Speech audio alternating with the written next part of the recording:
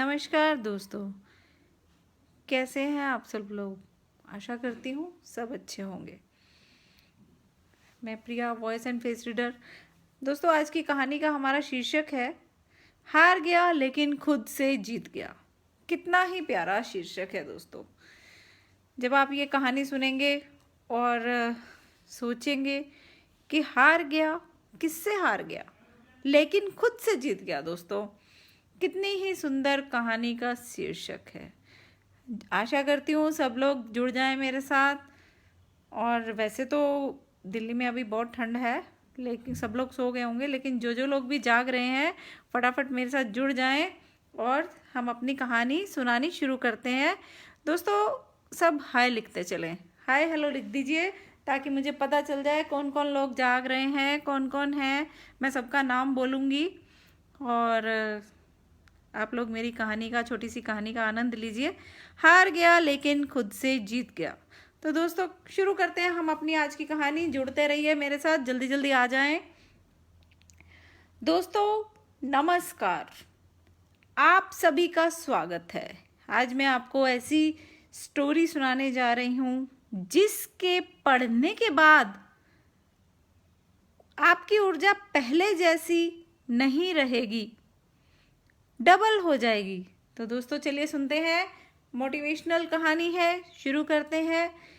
हरीश नाम का एक लड़का था। उसको दौड़ने का बहुत शौक था। वह कई मैराथन में हिस्सा ले चुका था।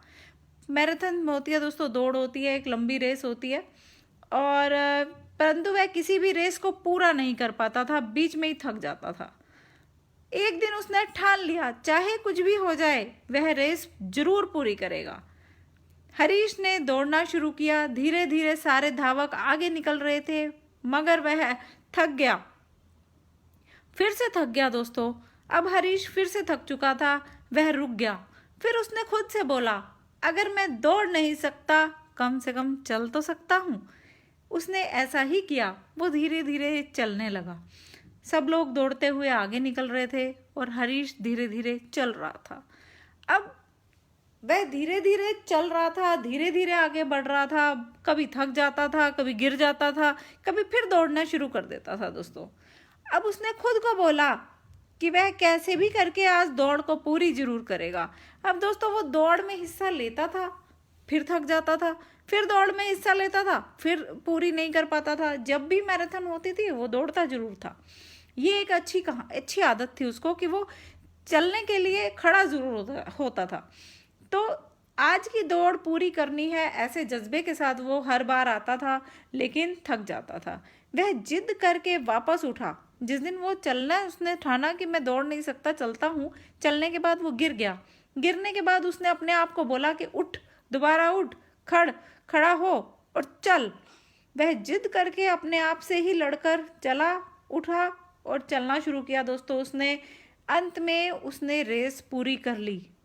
माना कि वह हार चुका था, लेकिन आज उसका विश्वास चरम सीमा पर था दोस्तों। आज उसने मान लिया था कि रेस को कभी पूरा नहीं वो कर पाया, लेकिन जमीन पर पड़ा हुआ था क्योंकि उसके पैरों की मांसपेशियों में बहुत खिंचाव हो चुका था। लेकिन आज वह बहुत खुश था क्योंकि वह हार कर भी जीत गया था।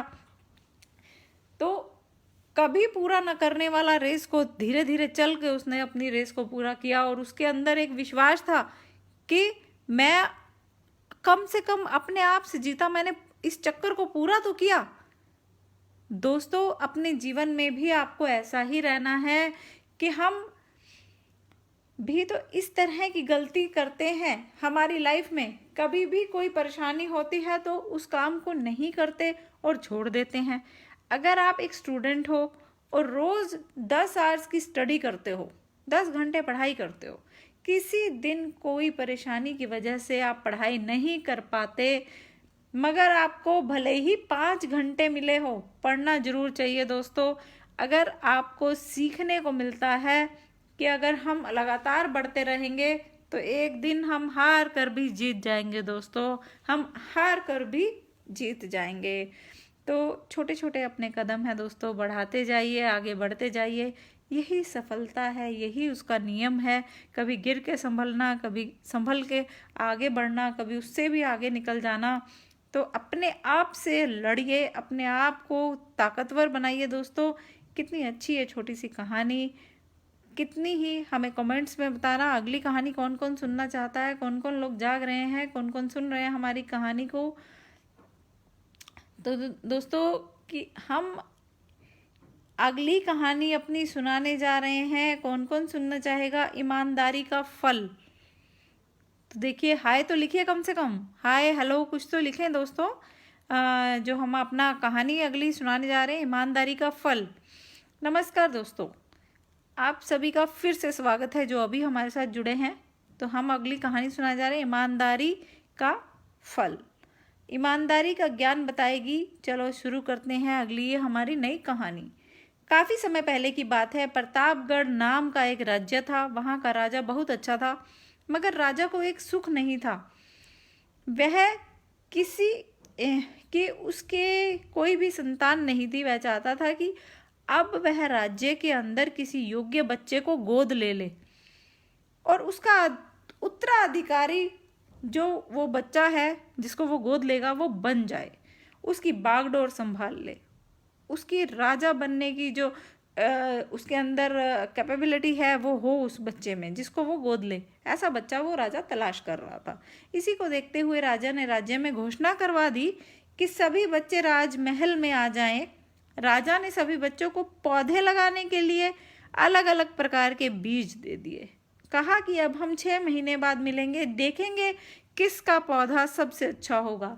महीना बीत जाने के बाद एक बच्चा ऐसा था कि उसमें गमले में वह बीज अभी तक नहीं फूटा था। एक बच्चे का बीज ऐसा था जो फूटा ही नहीं था, लेकिन वह रोज उसकी देखभाल करता था, रोज पौधे में पानी देता था। देखते ही देखते 3 महीने बीत गए। बच्चा परेशान हो गया। तभी उसकी माँ ने कहा कि बेटा धैर्य रखो, कुछ बीजों को फलने में ज्यादा वक्त लगता है। वह पौधे को सींचता रहा। 6 महीने लग गए। राजा के पास जाने का समय आ चुका था, लेकिन वह डरा हुआ था कि सभी बच्चों के गमले में तो पौधे होंगे और उसका गमला खाली होगा। वह बच्चा ईमानदार था। सारे बच्चे राजमहल में आ चुके थे। कुछ बच्चे जोश से भरे हुए थे क्योंकि उनके अंदर राज्य का उत्तराधिकारी बनने की प्रबल इच्छा जाग उठी थी। अब राजा ने आदेश दिया, सभी बच्चे अपने अपने गमले दिखाने लगे, मगर एक बच्चा सहमा हुआ था क्योंकि उसका गमला खाली था। तभी राजा की नज़र उस गमले पर गई। उसने पूछा, तुम्हारा गमला क्यों खाली है? उसने कहा, लेकिन मैंने इस गमले की 6 महीने तक देखभाल की। राजा उसकी ईमानदारी से खुश हुआ क्योंकि उसका गमला खाली है, फिर भी वह हिम्मत करके यहाँ आ गया। सभी बच्चों के गमले देखने के बाद राजा ने उस बच्चे को सभी के सामने बुलाया। बच्चा सहम गया और राजा ने वह गमला सभी को दिखाया।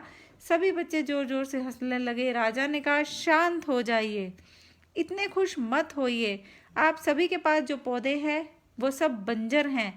आप चाहे कितनी भी मेहनत कर लें उनसे कुछ नहीं निकलेगा, लेकिन असली बीज यही था। राजा उसकी ईमानदारी से बेहद खुश हुआ। उस बच्चे को राज्य का उत्तराधिकारी बना दिया। लेकिन हमें इस कहानी से क्या सीखने को मिला? मेरे हिसाब से अपने अंदर ईमानदारी का होना बहुत ज़रूरी है दोस्तों। अगर हम ईमानदार हैं तो जीवन के किसी भी पड़ाव में हम सफल हो सकते हैं दोस्तों, क्योंकि हमारी औकात हमें पता होती है। हम किसी भी लेवल पर चले जाएं, किसी भी दुनिया में कुछ भी बन जाएं, हमें अगर ईमानदारी का दामन पकड़े रहेंगे तो हमें ज़िंदगी साथ देती रहेगी दोस्तों। तो अब चलते हैं हमारी नई कहानी की तरफ दोस्तों, जो हमारे को सिखाएगी। कौन कौन सुनना चाहता है दोस्तों? कम से कम हाय हेलो लिखें आप। एक कहानी और सुनाते हैं दोस्तों, फिर चलते हैं अपने, क्योंकि समय बहुत हो गया है और कल का ऑफिस है सभी का। एक कहानी और सुनाई जाती है जो कि हमारी मोटिवेशनल कहानी, कोई काम छोटा या बड़ा नहीं होता। कोई काम छोटा या बड़ा नहीं होता दोस्तों। नेक्स्ट हमारी कहानी का शीर्षक है, एक समय की बात है, गुरु अपने शिष्यों के साथ कहीं दूर जा रहे थे। रास्ता काफ़ी लंबा था। चलते चलते सभी थक गए। उन्हें विश्राम करने की इच्छा हुई, किंतु विश्राम करने की इच्छा ने उन्हें ऐसे स्थल में अधिक रात हो जाती। रास्ते में एक नाला आया जिसको पार करने के लिए लंबी छलांग लगानी थी। सभी लोगों ने लंबी छलांग लगाकर नाले को पार किया, किंतु गुरुजी का कमंडल उस नाले में गिर गया। सभी शिष्य परेशान हुए। एक शिष्य ने गोपाल नाम था, कमंडल निकालने के लिए सफाई कर्मचारी को ढूंढने लगा। जब वो सफाई कर्मचारी को ढूंढने लगा, अन्य शिक्षक बैठकर चिंता करने लगे, योजनाएं बनाने लगे कि यह कमंडल नाले में से कैसे निकाला जाएगा। गुरुजी थे वो परेशान हो गए थे, क्योंकि गुरुजी ने सभी को एक ही जैसा पाठ पढ़ाया था। उनकी सीख पर कोई भी शिष्य अमल नहीं कर रहा था। अंत तक वास्तव में कोई भी उस कार्य को करने के लिए आगे नहीं आया। ये ऐसा देखकर गुरुजी काफ़ी विचलित हुए, परेशान हो गए कि मेरा कमंडल पानी में गिर गया और कोई भी इसको निकाल नहीं रहा है। एक दिन मदन उठा और उसने एक शिष्य उठा उनमें से, जिसका नाम मदन था। उसने नाले में हाथ लगा कर देखा, किंतु कमंडल दिखाई नहीं दिया, क्योंकि वह नाले में तह तक जा चुका था। तभी मदन ने अपने कपड़े संभालते हुए नाले में उतरा और कमंडल लेकर ऊपर आ गया। गुरुजी ने अपने शिष्य मदन की खूब प्रशंसा की, खूब सराहना की, उसे तुरंत कार्य को अंजाम दिया और उनके द्वारा पढ़ाए गए पाठ पर भी अमल किया। तभी शिष्य गोपाल, जो सफाई कर्मचारी ढूंढने गया था, वह भी वापस आ गया। उसने अपनी गलती का आभास हो गया कि गुरुजी का कमंडल डूबा था, तो हमें ही निकालना चाहिए था और हमें इतनी विलंब नहीं करना चाहिए था। तो कोई भी काम छोटा समझकर किसी ने भी नहीं किया दोस्तों, लेकिन कोई भी काम छोटा या बड़ा नहीं होता।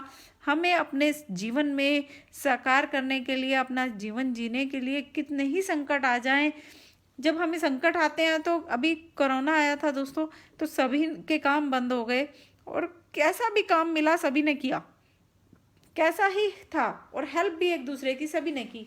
कैसे सब लोग एक दूसरे की हेल्प कर रहे थे, देखा आपने। तो कोई काम छोटा ना समझा किसी ने, कोई बड़ा ना समझा।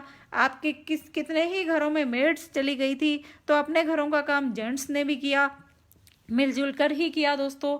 तो किसी काम को छोटा या बड़ा नहीं समझना चाहिए। अगर हम सबकी ये सोच बन जाएगी दोस्तों, तो हमारी ज़िंदगी कितनी सुंदर बन जाएगी, ये कोई सोच भी नहीं सकता दोस्तों।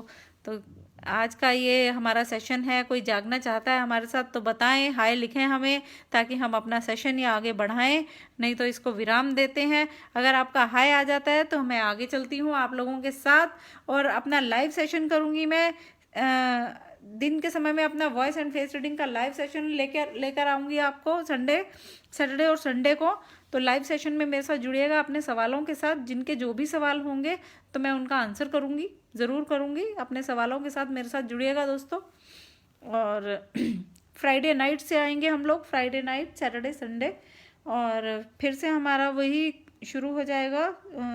इस बार लाइव सेशन करेंगे दोस्तों, कि उसमें सवाल आपके जवाब हमारे। बहुत धन्यवाद। गुड नाइट दोस्तों, सभी को शुभ रात्रि।